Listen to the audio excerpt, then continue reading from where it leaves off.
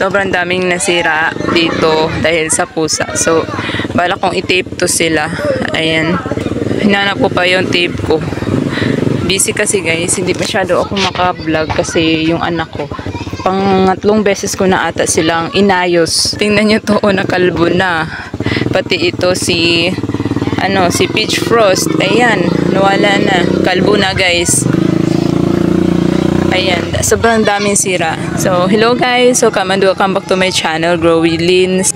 It's 2025, yes, at inabot ng New Year yung ating ginagawang pagtatanim guys. Ayan, nakakalat pa sila dyan. Ayan, mga sobrang dami pa. Ayan oh, sobrang kalat pa talaga guys at sobrang dami ko pang kailangang itanim. So, dinahan-dahan ko naman, inunti-unti ko ng tanim. Lalo na yung merong mga roots na guys. So, ayan, dyan ko nilagay si Chloe. Yan, si Chloe yan guys. Medyo madilim na kasi 5:26 na ng hapon. Kahit wala akong time, hinabol ko na lang yung kahit pa paano may liwanag pa. So, ito si Choco Moonstone. Ayan, tinaob din niya ng pusa guys. Kakatanim pa nga lang. Tapos, tinabi ko yung mga Choco Moonstone ko na luma. So, balak ko pag stable na yan siya, ilagay ko na siya sa ROS kasi maraming nagsabi na tumataba siya sa ROS. So, try ko ngayon.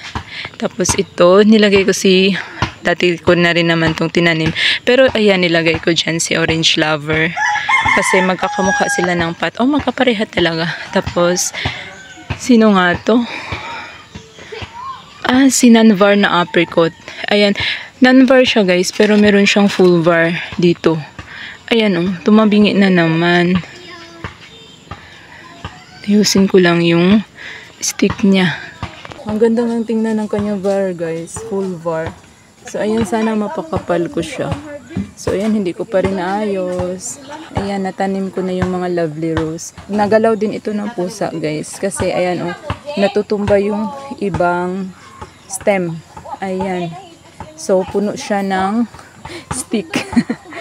Hindi lang makikita guys, pero itong mga to, ayan, itong mga malalaking rosette na yan, parang merong variegations. Pero hindi ko lang sure, hintayin ko muna na mag-stable bago ko masabi na meron siyang var. Ayan oh, nahulog pa yung isa.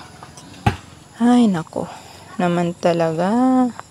Tingnan nyo yun oh, var or monstrous na siya. Ayan. Pasensya na, medyo madilim na rin talaga ngayon. Wala pa siyang roots. Tapos na itanim ko na rin yan. Si West Rainbow at saka si PVN. Yan. Nilagay ko sila. Pinagsama ko na sa isang pot na yan dahil hindi naman ako sure guys kung mabuhay yan sila. Dahil nga mahirap silang aglagaan dito sa aking area. So dyan ko nilagay sa shaded talaga. Dahil feel ko sensitive sila sa init. Ilang beses na ako nag-alaga ng ganyan tapos hindi nabuhay. At nagkakaroon ng mga black spots sa mga dahon gaya din ni apricot. Dalawa ito na murasaki, nasira din siya guys. Kasi naitanim ko na siya bago nasagi ng pusa itong pot na to. Kaya nasira siya kasabay ni Peach Frost. Ayan to. Tapos yung isang murasaki, hindi ko pa natanim. Next time na.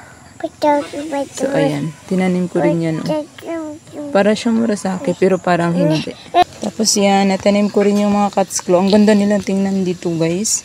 Tingnan nyo yan ang tataba ng dahon. Sana lang magbuhay ko sila.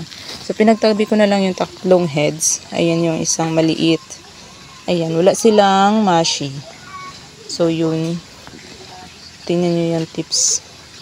Ang ganda. So, okay naman si catsclaw alagaan dito sa akin. Yung dati lang kasi, napabayaan ko yun. Kaya na maalam, tumagal rin naman yun sa akin. Tsaka lumaki guys.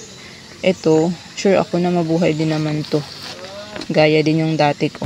Naitanim ko na rin pala itong mga ghosty guys. Ito yung free na dalawang puno na malalaki. Tapos, merong mga maliliit. Ayun, kasama siguro yun sa set. Naitanim ko na rin sila.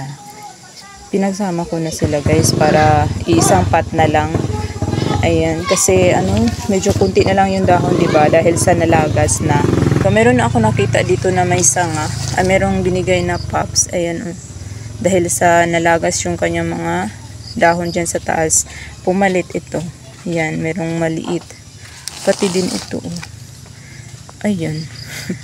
Meron na rin. So, ganun lang.